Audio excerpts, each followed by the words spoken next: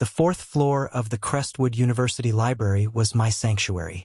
As a beta, the world of alphas and omegas is usually just a loud, confusing noise. But here, the smell of old paper and lemon-scented cleaner was king. It was predictable. It was safe. I was lost in a difficult differential equation when the air around me shifted. It started as a ripple, a subtle change in pressure, a collective intake of breath from the students scattered around the room. I didn't need to look up. I knew exactly who had arrived. Felix Thorne, Crestwood's golden boy, champion swimmer, alpha, the kind of person whose presence made the air itself feel electric. Most dynamic scents are just background noise to me, but his is different. It isn't just a smell. It's an atmosphere. Clean, stormy, wild, electric, the kind that makes me pause and think, that's actually nice. Today, though, it was wrong. The usual crisp, rainy day scent was sharp, metallic, like sparks from a live wire. This wasn't casual. This was an alpha in distress. Against my better judgment, I peeked over my laptop. Felix was by the elevators, surrounded by a few teammates. He was laughing, but too loudly, too forced. His broad shoulders were stiff, his jacket open over a damp t-shirt that clung to him after practice. His hazel eyes darted around, unable to settle. One of his friends, an Omega girl from my art history class, touched his arm. He flinched. I couldn't hear what she said, but the expression on her face told me she understood. Felix was spiraling, overstimulated by exhaustion, stress, and the constant hum of dynamic awareness. Not my problem, I told myself, trying to focus on the eigenvalues in front of me. Let the alphas handle themselves. Heavy footsteps came toward my corner. My stomach tightened. I made myself small, wishing I could disappear. The footsteps stopped. And then the storm hit. Felix Thorne was standing at the entrance to my study corral. His chest was rising and falling too fast. His hands trembled. Sweat glistened at his temples. He looked terrified. "Hey," he said, voice strained. "You're Nathan, right? From Calculus 101 last semester." I froze. The campus demigod knew who I was. He remembered my name. We'd been lab partners once on a project I basically did all the work for while he was away at a championship. He'd thanked me with a coffee gift card and a smile that could blind. And that had been it. Yeah. "Hi, Felix," I managed. His gaze locked on me, pleading. I'm so sorry to ask this. It's insane, and I'll understand if you say no. But, can I borrow your hoodie? I blinked. My hoodie? Yes, the one you're wearing. Please, I just need it. For a bit. I looked down at my forest green hoodie. Soft, faded. My comfort. My neutral beta scent. A portable sanctuary. Clicked. He wasn't asking casually. Felix was overwhelmed. He needed a calm, safe place. A pause in the storm. And that hoodie was exactly that. "Oh," I said softly. "Right, of course." I stood, fumbling, glasses flying across the textbook. I grabbed the hoodie and held it out to him. He took it like it was a lifeline. "Thank you," he whispered, voice thick. "You have no idea. Thank you." He didn't put it on yet. He pressed it to his face, inhaling deeply. I watched as the tension drained from him. Shoulders softened. Eyes lost their frantic edge. The sharp, metallic tang of stress faded back into his usual clean, stormy scent. "I'll wash it. I'll get it back to you tomorrow, I promise," he said, words muffled by the fabric. He held it to his chest and gave me a small, tired, genuine smile. "Okay," I said, barely able to breathe. With a nod, he walked away, clutching my hoodie like it was a talisman. I sank back into my chair. The differential equation in front of me was meaningless. The air smelled of him now, of stormy rain and quiet relief. A shiver ran down my spine that had nothing to do with the library's chill. My heart hammered in my chest. My calm, predictable beta life had just been hijacked by a storm named Felix. The walk back to my dorm felt unreal. The autumn air was chilly without my hoodie, but that wasn't what unsettled me. It was the scent. Felix's storm and rain scent clung to my clothes, to my hair, like I was still carrying a piece of his panic. Now calm, around with me. A couple of omegas near the student union gave me strange looks as I passed. One even sniffed the air, frowning. Me, Nathan, a background beta, suddenly drawing attention because I smelled like the campus star. The irony almost made me laugh. I reached my single dorm room, shut the door, and leaned back against it with a sigh. Usually my place smelled like me. Laundry detergent and slightly burnt coffee. Simple, neutral. Now the faint ghost of Felix's storm lingered in the air. The next day, the library felt different. My usual sanctuary suddenly had this tight, nervous energy, and it was all mine. I tried to read, but every time the elevator dinged or someone walked by, I looked up too fast. I told myself I was only waiting for my hoodie. That was all. It was almost 3 p.m. when he finally arrived. He looked more like the Felix everyone knew, steady, calm, walking with an athlete's silent confidence. No team jacket today, just a gray sweater. And in his hands, folded neatly, was my forest green hoodie. His eyes found mine, and a small, hesitant smile appeared as he came over. "Hey, Nathan," he said. His voice was so much steadier than yesterday. "Hi, Felix," I replied, trying to sound normal. He held out the hoodie. "I washed it, like I promised." I took it. It was soft, warm, and smelled strongly of detergent. But underneath it, still faintly, was him. That stormy scent, now softer, almost calm, felt strangely intimate. "Thanks," I said, placing it on my lap. "You didn't have to." "I did." He shifted, looking awkward in a way I had never seen. "I'm really sorry about yesterday. I don't usually lose it like that." "It's okay," I said honestly. "Everyone has bad days." He nodded, his eyes flicking toward my open textbook. "Yeah, well, thanks for not freaking out." He shoved his hands into his pockets. "I should let you get back to studying." He turned slightly, he was leaving. And for a reason I couldn't explain, disappointment hit me harder than expected. But then he paused and looked back. "Actually, I have a question." "Yeah." My heartbeat jumped. "My first big swim meet is Friday. The regional qualifier." He took a slow breath. "The crowd and the noise. It's a lot for me." I waited. My pulse was getting faster for no logical reason. He looked straight into my eyes. "It would help a lot if I had one calm person in the stands. Would you want to come?" He wasn't just inviting me. He was asking me to steady him again, to be his anchor. The butterflies in my stomach went crazy. "Yeah," I said. "I'll be there." The smile he gave me, I wasn't prepared for it. Pure relief, pure gratitude. "Really? That's amazing. Thank you, Nathan." Then he nodded toward the hoodie. "And, could you wear that? It smells like you. It's calming." I froze. He wanted me there, and he wanted my scent with him. Before I could respond, he gave a quick nod and walked away. I stared after him, stunned, then slowly lifted the hoodie, bringing it closer to my face. Citrus detergent, a hint of library dust, and Felix. My peaceful, predictable beta life was officially over. And honestly, I didn't mind at all.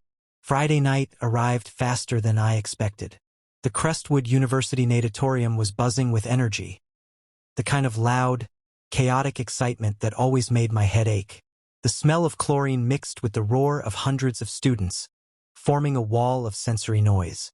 And if it was overwhelming for me, I couldn't imagine what it felt like for Felix with his heightened alpha senses. I found my seat near the middle of the stands, clutching the ticket he'd left for me at the will call window. I'd worn the green hoodie, just like he asked. I felt a little ridiculous, like I was repping a team I wasn't part of. But knowing it brought him comfort, that made it feel important. Teams finally filed out from the tunnel. It was easy to spot him immediately. Felix walked with a quiet determination, focused and composed. As his team settled onto their benches, his eyes swept over the crowd, once, twice, until they landed on me. And everything about him softened. The tension in his shoulders eased. His posture straightened. A small, private smile tugged at his mouth. Then he gave me a tiny nod, just for me. My heartbeat stuttered. I was his calm again. The meet kicked off fast. The starting buzzer, the screaming crowd, the crash of bodies slicing into the water. It was absolute chaos. But all I watched was lane 4. Felix swam like he belonged there. Every stroke was smooth and powerful, cutting through the water like instinct. He won his first race easily, the crowd exploding into cheers. But though people were calling his name, taking videos, waving signs, he looked for me, wrapped in a towel, hair dripping. He glanced straight up into the stands until he found me again. I lifted a hand in a small wave.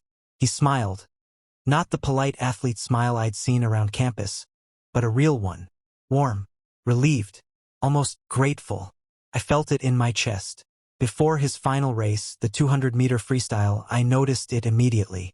The crowd was at its loudest, stomping the bleachers, chanting, shaking the entire building. Felix stepped onto the starting block and hesitated. His nostrils flared. His fingers curled tight. His eyes darted unfocused across the stands. And there it was, the flicker of panic. That same overwhelmed look from the library. Before I even thought about it, I stood up. I didn't shout. I didn't wave. I just pulled the hood of my green hoodie up, framing my face, making myself stand out. One steady, unmoving point in the chaos. His eyes locked onto mine immediately. One breath, two, another. I watched the panic drain from his expression, replaced by something fierce and steady. He turned his gaze back to the water, shoulders squaring, muscles coiling like he'd found his center again. The buzzer sounded, and he leapt.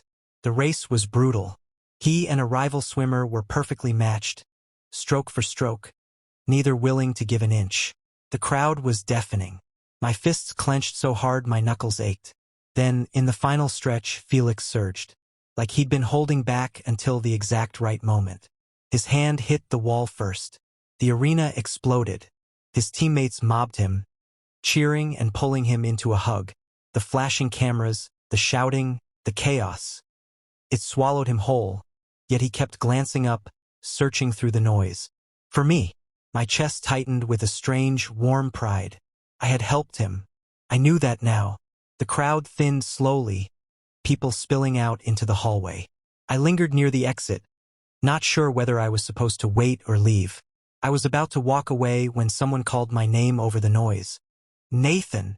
I turned. Felix was striding toward me, hair dripping, metal hanging around his neck. He smelled like chlorine, and beneath it, that now familiar storm scent. Warm, quieter, tinted with victory. You came, he said, his voice low and a little rough from the race. I said I would, I replied. You stood up, he continued, stopping directly in front of me. His gaze was intense, searching my face. Right before the last race.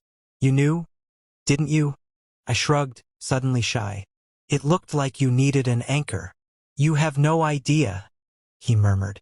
He stepped closer, close enough that the humid pool air felt warmer around us. The sounds of the departing crowd faded, leaving just the two of us in our own quiet bubble. That win, he said softly. It was for you. When I saw you there, in my hoodie, I knew I couldn't lose. My hoodie. The words sent a rush of heat up my neck. Felix, I didn't even get the sentence out. He reached out and brushed his fingers gently along the sleeve of my hoodie. The softest touch, but it felt like my entire body recognized it. It still smells like you, he said, voice barely above a whisper. His eyes held mine with an intensity that made my breath falter. And me. It smells like us. The world tilted. This wasn't an alpha seeking a beta for stability anymore. This was something else. Something softer. Something undeniably romantic.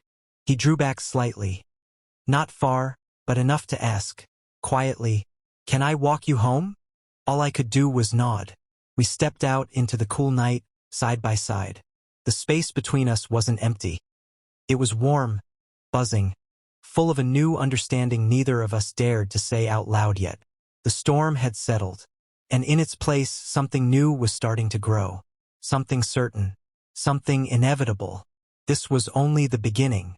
The night air met us like a quiet exhale, cool, steady, grounding. After the blinding heat and echoing noise of the natatorium, the campus felt almost unreal. Softer, dimmer, like the world had decided to whisper for once. Felix walked beside me, close enough that I could feel the warmth radiating off him in waves. The weight of his confession still hung between us, fragile and electric, like a string pulled tight. We didn't speak. We didn't need to. The silence wasn't empty, it was charged, full of everything we didn't dare say aloud. Not yet. After a few minutes, Felix let out a slow breath. "I meant what I said," he murmured, voice low in the dark.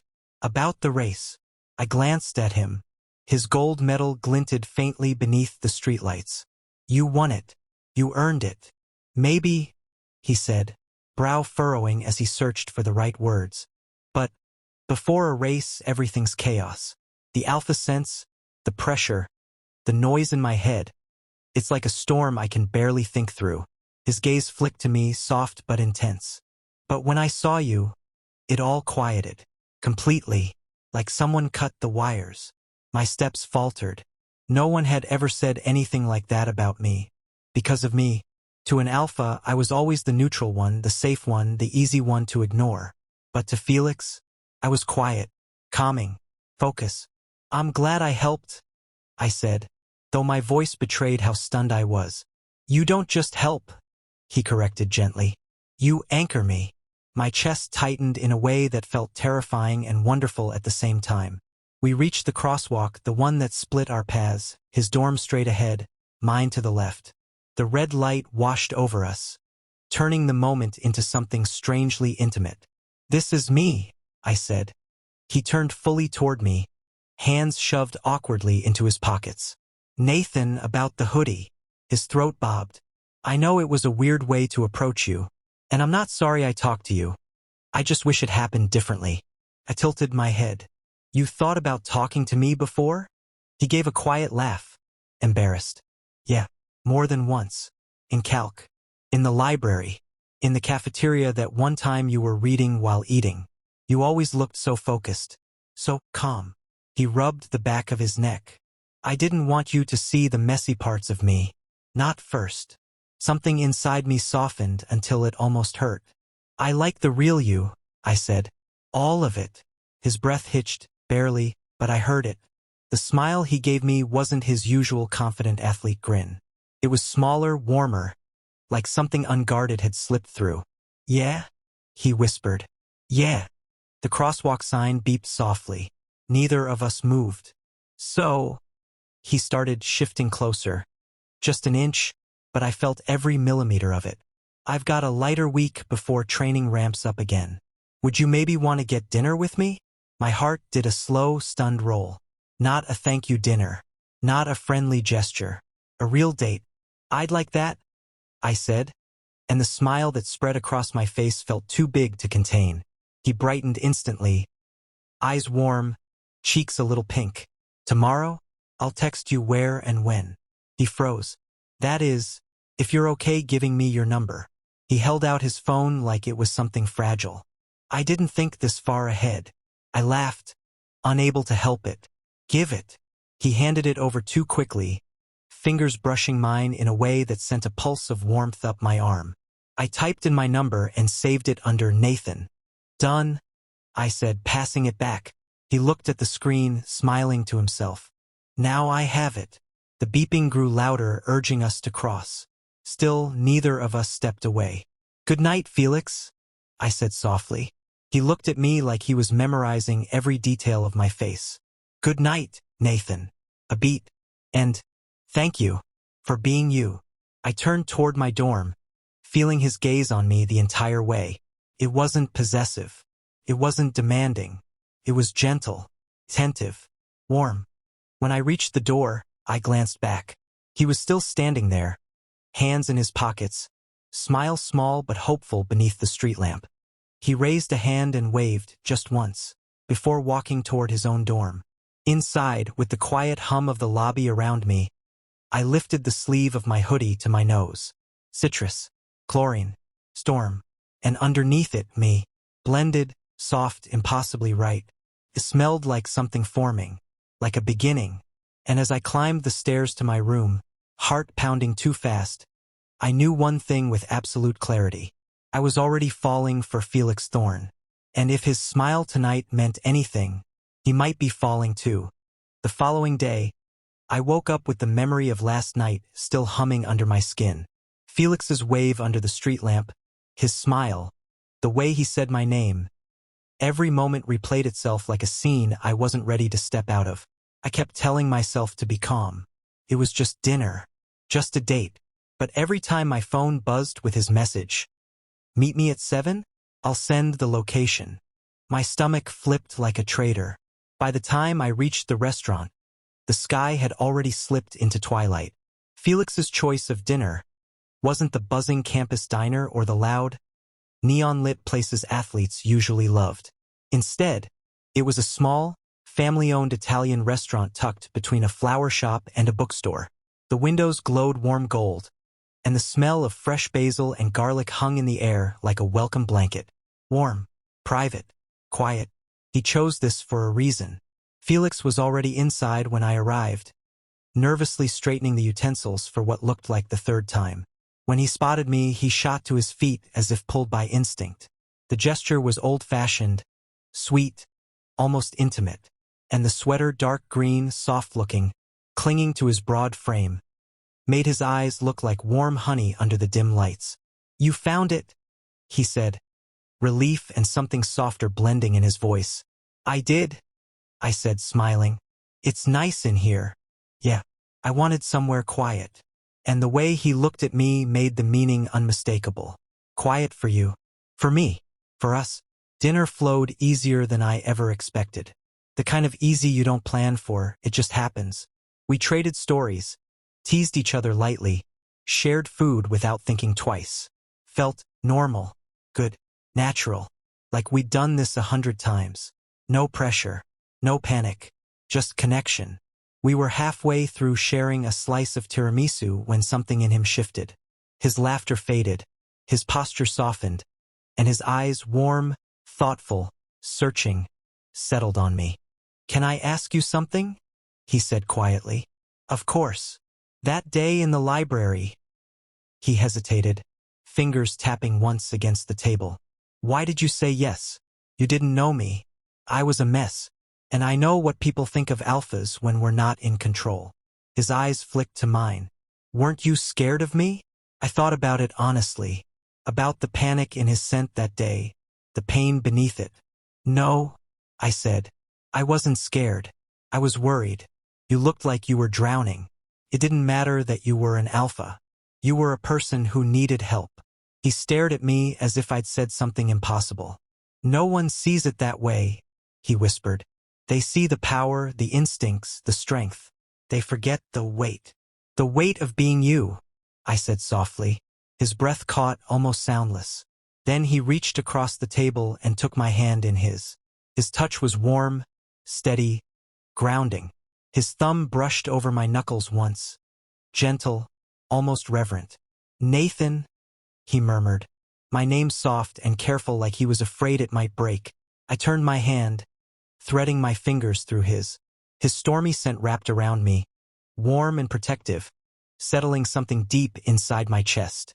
We stayed like that, hands joined, the rest of the restaurant fading into soft background noise. On the walk back to campus, he didn't let go. His thumb kept brushing mine in slow, soothing patterns that made my pulse trip every few seconds. The cool night air felt sharp against the glow building between us. When we reached my dorm, we stopped automatically, our hands still linked.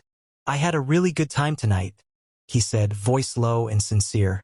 "Me too," I answered, my heartbeat loud in my ears. He stepped closer. Not enough to crowd, just enough to make my breath stutter. Our clasped hands were the only thing touching, but it felt like more. His eyes flicked to my lips for one brief, charged heartbeat. He was going to kiss me. I was so sure of it my breath caught. But instead, he lifted our intertwined hands to his mouth and pressed a slow, soft kiss against my knuckles. His lips were warm, lingering just long enough to melt whatever defenses I still had left. "Good night," he whispered against my skin. When he let go, It was slow, reluctant, like he wasn't quite ready for the moment to end.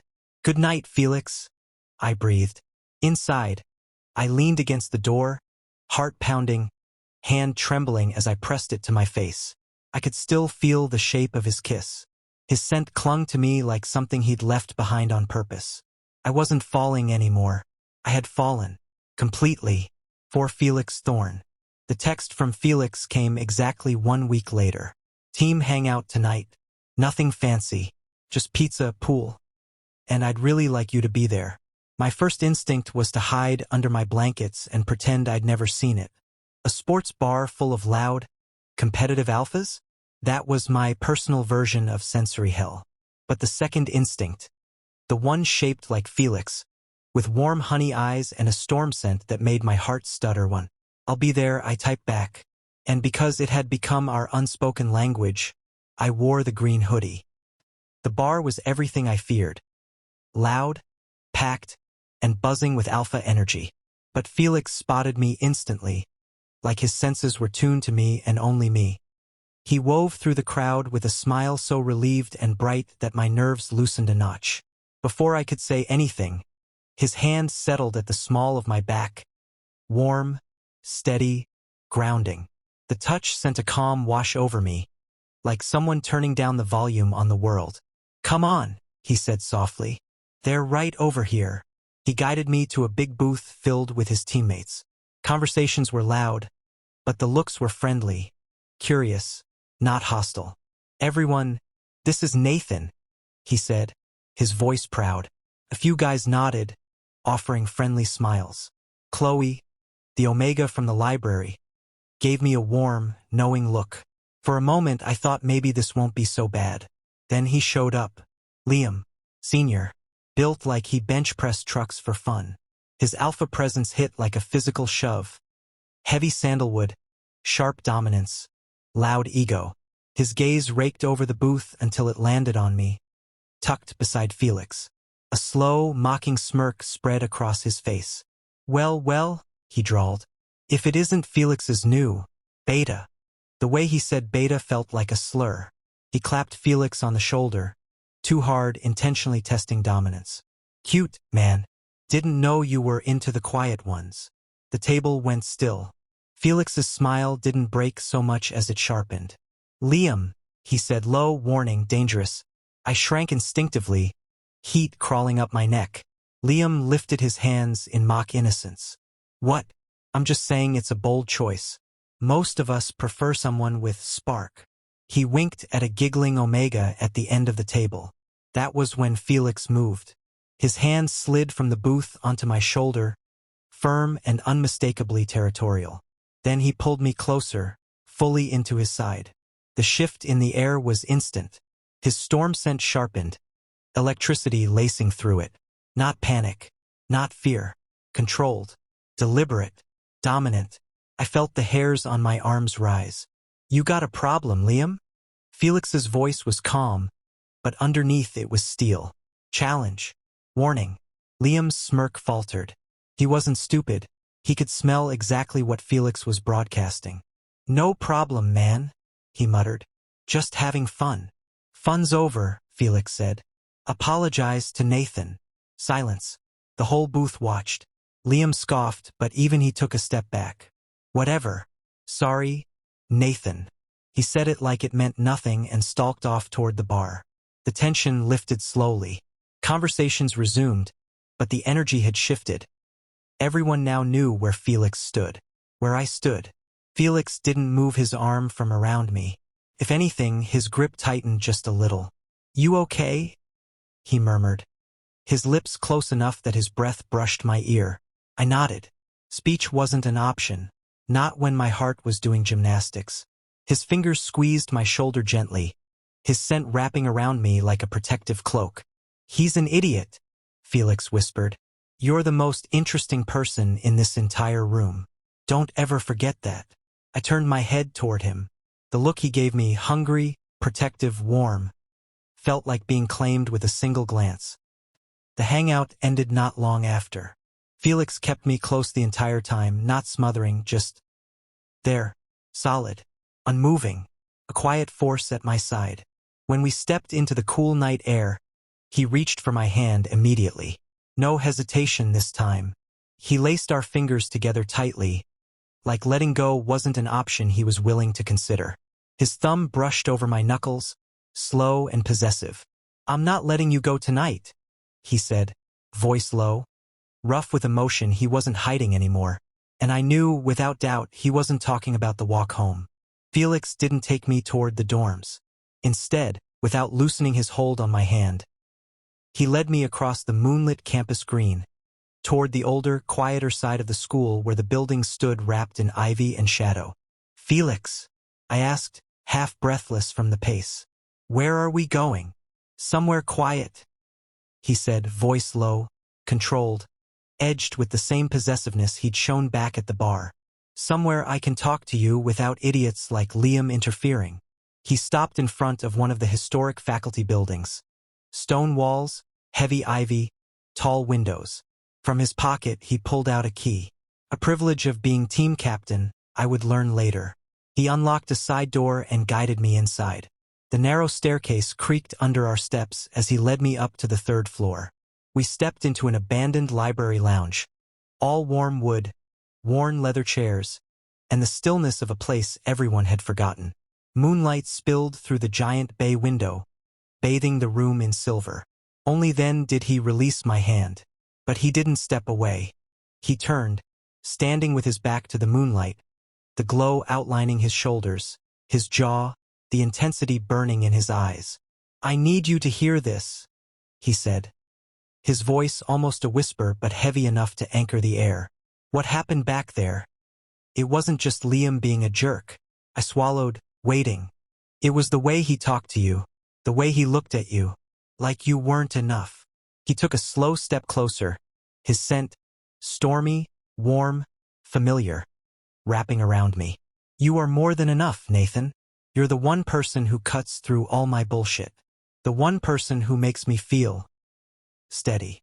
His hands came up, cupping my face with a gentleness that contradicted everything fierce about him. "I'm done pretending this is only about needing your calm," he whispered, thumbs brushing my cheekbones. "I want you, all of you." My breath hitched. "Felix." He glanced at my lips, and something in his expression softened, then sharpened. "I've wanted to do this since the moment you handed me your hoodie." And then he closed the distance. His mouth met mine with certainty, no hesitation, no confusion, just pure, claiming want. His lips were soft, but the kiss was hungry, determined. I melted into him, gripping fistfuls of his sweater as the world tipped and quieted around us.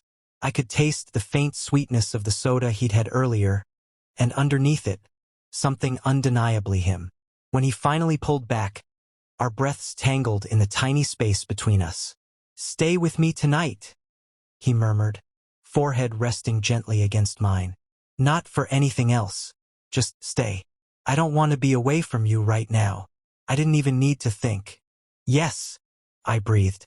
Relief, bright and unguarded, lit his face before he kissed me again. Slower this time, deeper, every unspoken word poured into it. Then he took my hand again, steady and sure, and led me back outside into the cool night. Felix didn't take me back to his athlete's dorm. He led me to a spot he called his secret, a secluded bench hidden by willow trees right on the edge of the campus lake. The world was silent, save for the gentle lapping of water and the distant chirping of the first birds. We sat, and he immediately pulled me into his side, his arm a warm, grounding weight across my shoulders. My head settled into the curve of his neck, breathing in his storm and rain scent mixed with the cool night air. It felt like something I never knew I had been missing. We didn't talk at first. We just breathed, the quiet charged by everything that had happened between us. "I meant it," he murmured eventually, voice vibrating against my cheek. "Everything I said. You're it for me, Nathan." I lifted my head, meeting his eyes. In the dim pre-dawn light, he looked stripped bare. No walls, no defenses. "You're it for me too, Felix." His breath hitched, and his lips curved into a small, disbelieving smile before he leaned in to kiss me again. Slower, deeper, A kiss that didn't rush but claimed, lingering and warm and hungry all at once. Maybe it was the night. Maybe it was the way he held me like letting go wasn't an option. Maybe it was the way my name sounded on his lips. But something shifted. Something snapped. His hand slid from my shoulder to my waist, pulling me fully into his lap, and the kiss changed. Still careful, but no longer gentle. All the restraint he'd shown earlier was gone in a heartbeat. "Felix," I whispered against his mouth. He rested his forehead against mine, breathing hard. I said, "Not like that," he murmured, voice rough. "But I can't." His fingers tightened at my waist. "Not when you look at me like that. Not when you kiss me like you want me just as much." I did. God, I did. And he felt it. He kissed me again. Deeper this time, his hands sliding up my back, pulling me against him like he'd been holding himself back for months. The world around us faded. Just the two of us. The lake, the whisper of willow leaves, and the heat building between our bodies. It wasn't rushed. It wasn't messy. It wasn't explicit. It was real. Two people who'd been circling each other finally letting themselves fall. His mouth traced a slow, reverent path along my jaw, my throat, my shoulder. My fingers tangled in his hair, pulling him closer, and he let out a soft, low sound that sent a shiver down my spine. "Nathan," he breathed, like my name was the only thing anchoring him. The moment stretched, heated, breathless, full of whispered yes and soft gasps, until finally we sank back onto the bench, wrapped around each other, tangled in warmth and want, moving in a rhythm we didn't speak out loud. It was intense. It was tender. It was ours. The sky was already softening into rose and gold when we finally stilled, bodies pressed close, breaths slowly sinking again. I drifted in and out of sleep against him, feeling his fingers tracing idle shapes on my waist, gentle now, careful. When the sun rose fully, I blinked awake to find Felix watching me with a look so full of awe it stole the breath from my lungs. "Hey," he whispered, brushing my hair back. "Hey, I could get used to this," he murmured. "All of it." "Me too." We walked back to my dorm as the campus slowly came alive. This time, at my door, he didn't hesitate, framing my face with both hands and kissing me softly, sweetly, like he already knew the shape of our future. "I'll see you later?" he asked, resting his forehead against mine. "You better." I floated into my room. The hoodie slipped off my shoulders and into my hands. It smelled like him, like the lake at dawn, like the night we stopped pretending. It smelled like the beginning of something we weren't afraid of anymore. There were no more storms, just the quiet, steady heat of sunrise. 6 months later, the green hoodie was frayed at the cuffs and softer than ever. It lived in a drawer that was now half mine in Felix's dorm room, the athlete's dorm I'd practically moved into. Sunlight streamed through the window, painting gold stripes across the rumpled sheets. I was curled against Felix's side, my head on his chest, listening to the steady, strong beat of his heart. His arm draped over me, fingers idly tracing patterns on my back. There were no more frantic library encounters. No more scent-driven panic attacks in crowded hallways.